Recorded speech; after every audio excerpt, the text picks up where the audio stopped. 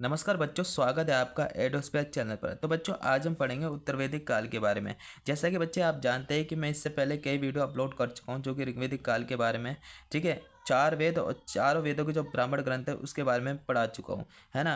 तो बच्चे आज हम बात करेंगे उत्तर वैदिक काल।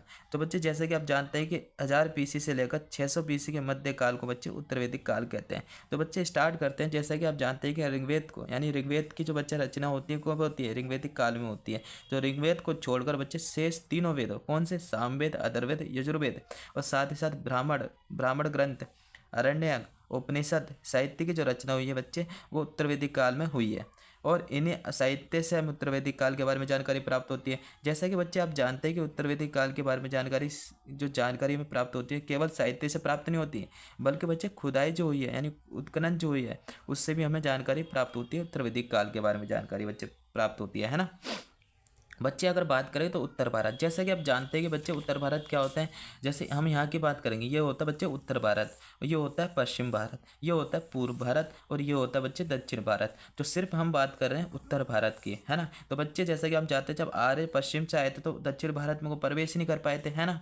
तो सिर्फ वो उत्तर भारत तक ही सीमित रह गए थे, है ना।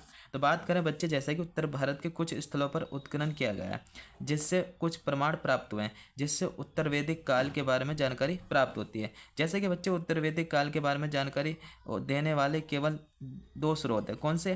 पहले हमें साहित्य, दूसरा उत्खनन। तो बच्चे पहले साहित्य से हमें जानकारी मिलती है उत्तर वैदिक काल के बारे में जानकारी, और दूसरा उत्खनन यानी खुदाई से भी जानकारी प्राप्त होती है। बच्चे अगर बात करें तो उत्तर वैदिक काल, तो उत्तर वैदिक काल में आर्य संस्कृति का प्रसार जो हुआ था वो पूर्व की ओर हुआ था। किसे? पूर्व की ओर हुआ था। बच्चे जब हम जानते हैं कि जो आर्य आ रहे थे, वो आर्य आए कहाँ से थे? पश्चिम से आए थे। तो बच्चे जो पश्चिम से आए थे वो यहाँ से डायरेक्ट प्रवेश करे, पूर्व की ओर गए, यूँ जा रहे थे पूर्व की ओर।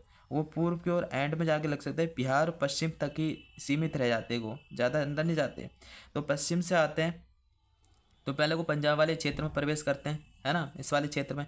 जब वो यहाँ से लेकर के इस वाले क्षेत्र में आते हैं, गंगा यमुना क्षेत्र वाले इस रीजन में आते हैं, तो इस रीजन को क्या कहते हैं? गंगा यमुना क्षेत्र के बीच वाले क्षेत्र को क्या कहते हैं बच्चे? दोआब कहते हैं। यहाँ पे प्रवेश करें, है ना।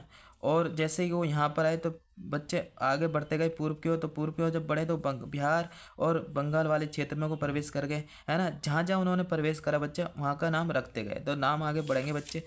जैसा कि उत्तर वैदिक काल में आर्य संस्कृति का प्रसार पूर्व की ओर हुआ।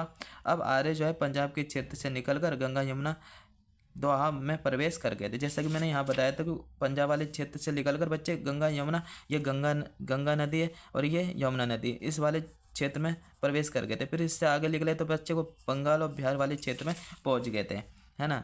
बच्चे आगे बात करें तो शतपथ ब्राह्मण, बच्चे शतपथ ब्राह्मण में विधेयत माधव की कथा के माध्यम से आर्य के पूर्व दिशा में सदा नीरा नदी यानी गंडक तक प्रसार की जानकारी हमें मिलती है। बच्चे इस काल में जो सदा नीरा नदी ही आर्य के भौगोलिक क्षेत्र की पूर्वी सीमा थी। आगे चलें बच्चे, जैसा कि तो बच्चे जैसे ऋग्वेद में सरस्वती नदी, तो बच्चे ऋग्वेद में जो सरस्वती नदी और द्यूस्त्युति नदी, नदियों के बीच के क्षेत्र को बच्चे पवित्र माना गया है और उसे ब्रह्मव्रत नाम रख दिया गया है। ब्रह्मव्रत नाम रख दिया गया है। यानी ऋग्वेद काल में जो बच्चे आर्य ब्रह्मव्रत क्षेत्र में निवास करते थे, जबकि उत्तर वेदी साहित्य से पता चलता है कि बच्चे उत्तर वैदिक काल में आर्य ब्रह्मवर्त के क्षेत्र को छोड़कर पूर्व की ओर यानी गंगा यमुना नदी जो है उसके वाले दोआब वाला जो क्षेत्र मैंने बताया था अभी, ऊपरी क्षेत्र में प्रवेश कर गए थे, जिसका नाम उन्होंने ब्रह्म ऋषि देश रखा था। बच्चे गंगा यमुना वाले क्षेत्र यानी ये गंगा ये यमुना, इस वाला जो ये वाला क्षेत्र था, बच्चे जब यहाँ प्रवेश करे तो उन्होंने इस क्षेत्र का नाम रख दिया ब्रह्म ऋषि देश। ये दिल्ली के आसपास का गुरु क्षेत्र वाला इलाका था बच्चे, जैसा आप समझ रहे होंगे। तो बच्चे दिल्ली कहाँ पर है? दिल्ली एरिया, है ना। तो दिल्ली के आसपास का वाला गुरु क्षेत्र था। बच्चे आगे आगे बात करें तो ब्रह्म ऋषि, तो ब्रह्म ऋषि देश पर अधिकार करने के बाद उन्होंने आर्यों ने क्या करा? हिमालय से लेकर विंध्य पर्वत और विंध्य पर्वत तक के समस्त भूभाग पर उन्होंने अधिकार कर लिया था। बच्चे विंध्य पर्वत कहाँ है? जैसे कि बच्चे आप जानते हैं कि ये अरावली पर्वत है ना, और ये विंध्य पर्वत है।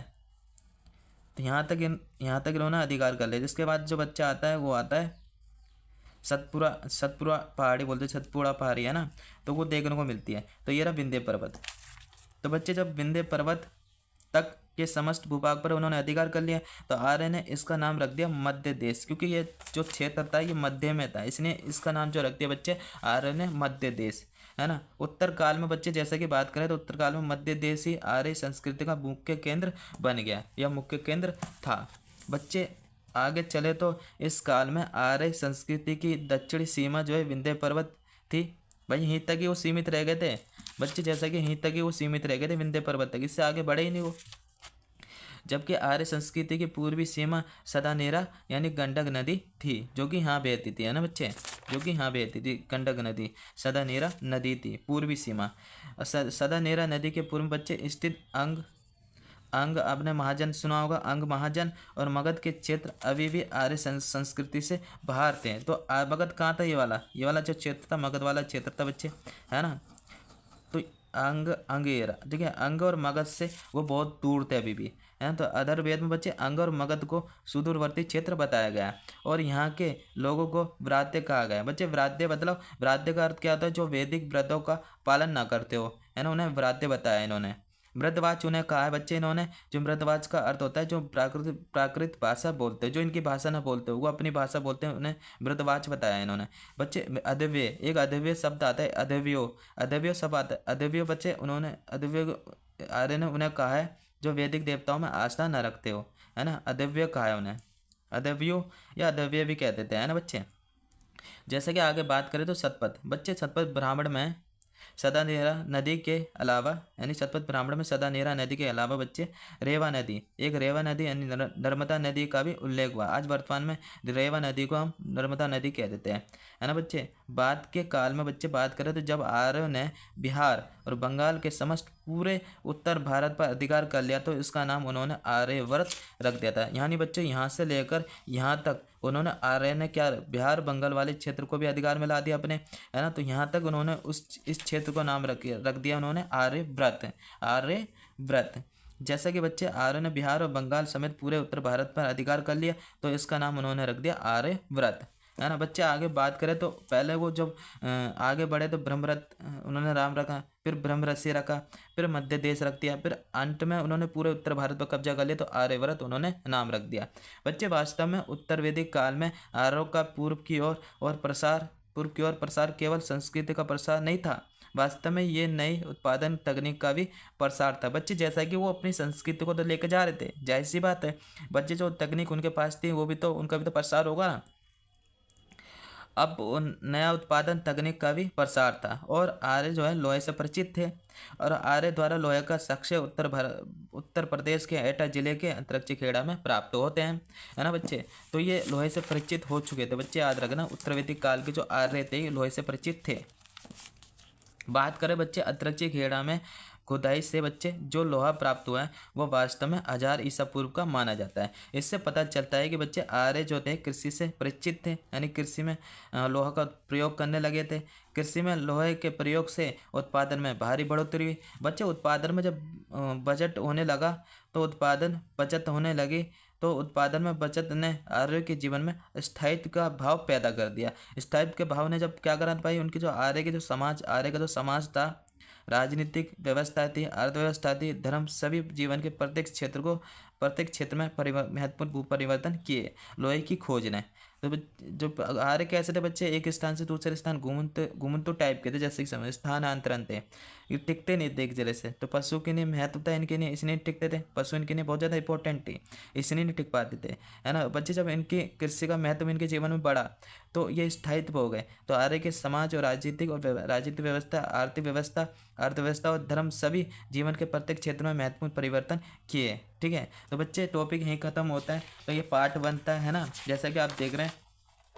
जस्ट इसके बाद पार्ट 2 आएगा जो कि उत्तर वैदिक काल के आर्थिक जीवन के बारे में बात करेंगे आर्यों की। ठीक है, तो बच्चे यहीं ख़त्म करते हैं टॉपिक को, है ना।